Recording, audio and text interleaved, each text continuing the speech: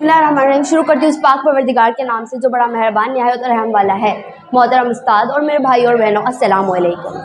मेरा नाम युसरा कलोड़ और मैं नया नाम जमात की तालिब इल्म हूँ और आज का मेरा उन्वान है कुरानी आयत सूरत निसा 6 ता 10। हमारे पास सबसे पहली आयत है वब्तलुल यतामा हत्ता इज़ा बलगुल निकाह फ़इन आनस्तुम मिनहुम रुशदन फदफ़हू इलैहिम अम्वालहुम वला ताकुलूहा इसराफन वबिदारन अन यक़रबू वमन कान गनियन फ़लयस्तअफ़िफ़ वमन कान फ़कीरन फ़लयअकुल बिलमारूफ़ वइज़ा दफ़अतुम इलैहिम अम्वालहुम फ़अशहिदू अलैहिम वकफ़ा बिल्लाहि हसीबन। यतीमों को काम काज में मसरूफ़ रखो, जबकि यतीम छोटे हैं तो पहले उनका माल उनके हवाले ना कर दो जब तक उनमें उनका माल संभालने जितनी समझ बूझ नहीं आ जाती। जब तक वो बुलूग और रशद की उम्र को नहीं पहुंचते तब तक आपको उनका माल उनके हवाले नहीं करना चाहिए। इसीलिए एक कफ़ील की जिम्मेदारी बनती है कि वो उसका माल संभाल कर रखे, उसको कामकाज में मसरूफ़ रखे और उसकी ऐसी तरबियत करे कि वो बड़े होकर अक्लमंद होकर अपनी माल की हिफाजत खुद कर सकें और उनको पता चले कि क्या हम अपने माल का सही इस्तेमाल कर रहे हैं या क्या अपने माल का हम गलत इस्तेमाल कर रहे हैं। और एक कफ़ील की ये जिम्मेदारी है कि यतीम का माल बेवजह फजूल खर्ची ना उड़ा दे और उनका माल जल्दी ना उड़ा दे, इस वजह से कि जब कफ़ील यतीम छोटा हो तो कफ़ील को चाहिए कि वो उसका माल संभाल के रखे, अपने पास हिफाजत बतौर अमानत रखे, ना कि उसके माल में से फजूल खर्ची कर दे और ना कि उड़ा दे। और इस डर से नहीं उड़ाए कि जब वो बड़ा हो जाएगा तो मुझसे अपना माल मांगेगा, इसीलिए मैं उसका माल अभी इस टाइम जल्दी में उड़ा दूँ। अल्लाह पाक ने हुक्म फरमाया है कि बेशक अगर कफ़ील खुद दौलतमंद है तो उसको चाहिए कि वो यतीम के माल को हाथ तक ना लगाए, बतौर अमानत उसको अपने पास संभाल कर रखे और उसके अलावा जब वो बड़ा हो जाए तो उसका माल बाअमानत वापस कर दिया जाए। और उसका जब कफ़ील खुद दौलतमंद है और यतीम बहुत गरीब है, छोटा है, तो उसको चाहिए कि वो अपने पैसों में से यतीम की परवरिश करे और उसको मतलब ज़रूरियात की चीज़ें मुहैया करे। अल्लाह पाक ने फरमाया है बेशक जो यतीम का माल यतीम की अपने माल में से तरबियत करता है तो मैं उसको बड़ा अजर दूंगा।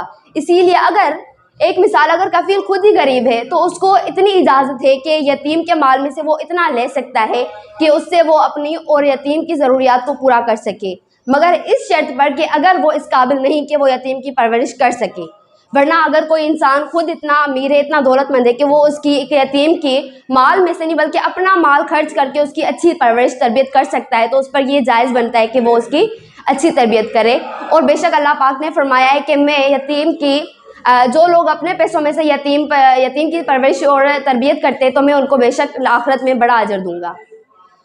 इस आयत में हमें यतीम का जो माल है उसे संभाल कर रखने की हिदायत फरमाई गई है। उनके साथ अदल और इंसाफ करने का हुक्म दिया गया है कि अगर कोई बच्चा यतीम है तो हमें चाहिए कि उसका माल अपने पास बतौर हिफाजत रखे जब तक वो बड़ा नहीं हो जाता, बुलूग और रशद की उम्र में नहीं आ जाता। बुलूग से मतलब है निकाह की उम्र को पहुंच जाना और रशद से मुराद है कि किसी चीज़, अपनी दौलत, अपनी मिल्कियत को संभालने जितना अकल रखना, संभाल पाना। तो इसीलिए हम सब पर यह बात फ़र्ज़ होती है कि अगर हमारे पास कोई ऐसा यतीम बच्चा या बच्ची है तो हमें चाहिए कि हम उसकी तरबियत अपने पैसों में से करें, अपनी मिल्कियत में से करें, ना कि बल्कि उसकी मिल्कियत और उसके पैसे खर्च करें और फजूल खर्ची कर दे और उसके पैसे उड़ा दे जल्दी में। क्योंकि जब वो बड़ा होगा तो वो हमसे हमारा हक मांगेगा, बोलेगा कि मेरा जो हक था वो मुझे वापस करें। इस डर से बहुत सारे लोग जो है यतीमों का माल मतलब जल्दी उड़ा देते कि जब बड़ा होगा तो मुझसे अपना हक मांगेगा, जो कि बहुत बुरा है और हमें ऐसा नहीं करना चाहिए। अल्लाह पाक ने हुक्म फरमाया है कि यतीम का माल बतौर अमानत है आपके पास और जब वो बड़ा हो जाए, अक्लमंद हो जाए तो उसको उसका माल वैसा ही दे देना चाहिए जैसा आपके पास उसने रखवाया था। इसीलिए हमें चाहिए कि इसके बाद एक और बात आती है कि बहुत सारे लोग होते हैं कि मतलब यतीम का माल ऐसे फजूल खर्ची में उड़ा देते हैं, या बहुत सारे लोग ऐसे होते हैं जो मतलब खुद इतनी इस्तात रखते हैं कि वो अपने पैसों में से यतीम की परवरिश कर सके।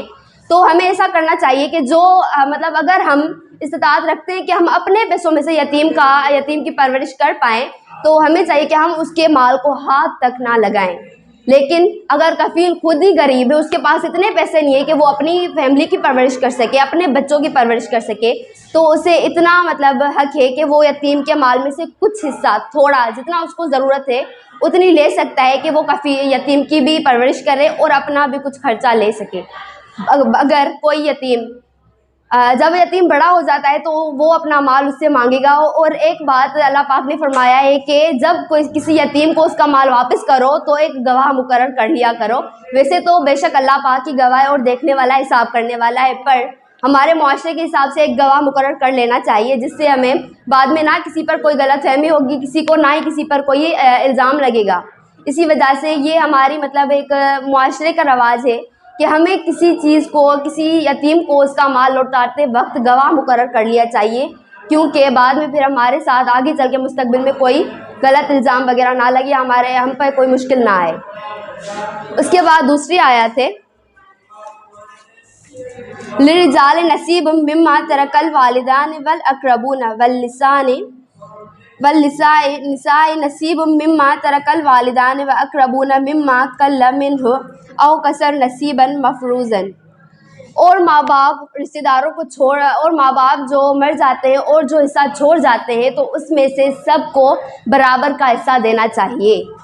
عرب سے اسلام آنے سے پہلے عرب میں ایک رواج تھا کہ صرف حصہ جو ہے مردوں کو دیا جاتا تھا، عورتوں کو اور بچوں کو مطلب ان کے میراث میں سے کوئی حصہ نہیں دیا جاتا تھا، ان کی ملکیت میں سے انہیں کچھ نہیں دیا جاتا تھا. لیکن جب ہمارا اسلام آیا تو اسلام نے یہ قانون مطلب بنایا کہ وہ مرد ہو یا عورت ہو، وہ دونوں اپنے والدین یا جو ان کے مطلب قریبی رشتہ دار ہیں ان کی ملکیت میراث میں سے برابر کے حصے دار ہیں، تو ان دونوں کو برابر کی چیزیں ملنی چاہیے. ان میں سے چند باتیں یہ ہیں کہ محروم کی چھوڑی ہوئی تمام ملکیت میں سے ان کے حصے جو ہے تمام برابر حصوں میں تقسیم کیا جائے. مرد ہو، عورت ہو یا بچہ، ان سب کو تقریباً مطلب سے ہر انسان کو برابر کا حصہ ملنا چاہیے. اگر کوئی چھوٹا ہے یا بڑا ہے وہ بات الگ ہے کہ مطلب اس کو حصہ بعد میں دیا جائے، لیکن حصہ ضرور دیا جائے. پہلے عرب کے جو لوگ ہوتے تھے وہ صرف اور صرف مردوں میں اپنے حصے بانٹتے تھے، عورتوں اور بچوں کو حصے نہیں دیے جاتے تھے. تو اسلام نے یہ قانون بنایا کہ ہر مرد ہو یا عورت ہو، دونوں ہر قسم سے برابر ہیں، تو ان کو ان کے والدین اور قریبی رشتہ داروں کی ملکیت میں سے بھی برابر کا حصہ ملنا چاہیے اور ہر حال میں انہیں وہ حصہ دیا جائے. پھر چاہے وہ بچہ چھوٹا ہی کیوں نہ ہو، بڑا ہو جائے تو اس کے بعد دے دیں. جب وہ سمجھ بوجھ رکھنے لگ جائے تو آپ اس کو اس کا حصہ بعد میں دے دیں، پر یہ نہیں کہ آپ اس کا حصہ کھا جائیں، دوسروں کو تقسیم کر دیں. اور اس کے بعد حضور پاک صلی اللہ علیہ وسلم نے یہ بھی فرمایا ہے کہ جو لوگ دوسروں کا حصہ نہیں دیتے، وہ اللہ پاک نے فرمایا کہ جو لوگ مطلب یتیموں کا مال یا یتیموں کی چیزیں ملکیت جو ہے مطلب ایسے کھا جاتے، وہ اپنے پیٹ میں جہنم کی آگ بھرتے. اسی لیے ہمیں چاہیے کہ ہم مسلمان ہونے کے ناطے سب کا حصہ برابر طور پر بانٹیں اور سب کو ان کا حصہ برابر دے دیں، چاہے وہ بچہ ہو، عورت ہو یا مرد ہو. اسلام میں انسان میں کبھی کوئی فرق نہیں کیا. اللہ پاک نے فرمایا ہے کہ سب انسان برابر ہیں، تو ہمیں بھی کوئی ان میں سے اونچ نیچ نہیں کرنی چاہیے کہ یہ بچہ ہے یا یہ عورت ہے تو ہم اس میں سے اس کو مطلب میراث میں سے حصہ کیوں دیں. تیسری آیت ہے ہمارے پاس وَإِذَا حَضَرَ الْقِسْمَةُ أُولُو الْقُرْبَى وَالْيَتَامَى وَالْمَسَاكِينَ فَارْزُقُوهُم مِّنْهُ وَقُولُوا لَهُمْ قَوْلًا مَّعْرُوفًا. اور جب میراث کی تقسیم کا وقت ہو تو قریبی رشتہ دار، یتیم اور بہت سارے انجان لوگ بھی آ جاتے ہیں اس وقت جس وقت ہمارے یہاں مطلب ملکیت کی تقسیم ہوتی ہے. تو اس حدیث میں، اس آیت میں ہمیں یہ بتایا گیا ہے، یہ ہمیں تلقین کی گئی ہے کہ جب ہم میراث کے وقت مطلب کسی حصے کا ملکیت کی تقسیم کرتے ہیں تو وہاں مطلب ہمارے معاشرے کے بہت سارے لوگ اکٹھے ہو جاتے ہیں. جب ہم کسی کو اپنے رشتہ داروں میں سے حصہ بانٹتے، میراث کے حصے کرتے، تو ہمیں چاہیے کہ ہم اپنے حصوں میں سے ان یتیم لوگوں کو، مسکین لوگوں کو اور غریب لوگوں کو بھی کچھ حصہ دیں. ایسا نہ ہو کہ ان کے ساتھ مطلب ہم برا سلوک کریں یا ان کو کہیں کہ آپ کا کیا جائے، تو ہماری اپنی ملکیت ہے، ہم آپ کو کیوں دیں. یہ بہت غلط بات ہے. ہمیں ان کے ساتھ خوشنودی سے پیش آنا چاہیے، نرم دلی سے پیش آنا چاہیے. جبکہ کیا اللہ پاک نے فرمایا ہے کہ دوسروں کے ساتھ اچھا سلوک کرنا بھی ایک اچھی بات ہے. تو ہمیں چاہیے کہ ہم دوسروں کے ساتھ اچھا سلوک کریں. اور بلکہ حصہ دینا نہ دینا وہ الگ بات ہے. آپ دینا چاہتے ہیں تو اگر آپ کی مطلب دل چاہتی ہے، اب آپ چاہتے ہیں تو آپ ان کو حصہ دے دیں، نہیں چاہتے تو نہیں نہ دیں. پر ان کو مطلب ایسے جھڑکنا یا ان کے ساتھ برے طریقے سے پیش آنا یہ بہت بری بات ہے. اللہ پاک نے فرمایا ہے کہ یتیموں کے ساتھ ایسی بات کریں کہ ان کا دل خوش ہو جائے. ایسا نہ ہو کہ آپ ان کے ساتھ مطلب بہت برے طریقے سے سلوک کریں کہ ان کا دل ٹوٹے یا انہیں دکھ ہو. تو اسی لیے ہمیں چاہیے کہ ہم یتیم بچوں، غریب لوگوں، مسکینوں کے ساتھ ایسا اچھا سلوک کریں کہ اللہ پاک उन सब का हमारा सलूक उनके साथ देखकर खुश हो जाएं।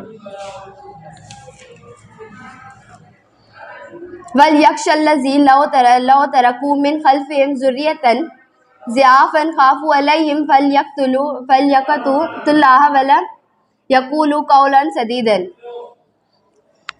तर्जुमा, और ऐसे लोगों को डरना चाहिए जो सोचते हैं कि हमारे मरने के बाद हमारे छोटे छोटे नन्हे नन्हे बच्चों का क्या होगा और उन बेचारों का क्या होगा।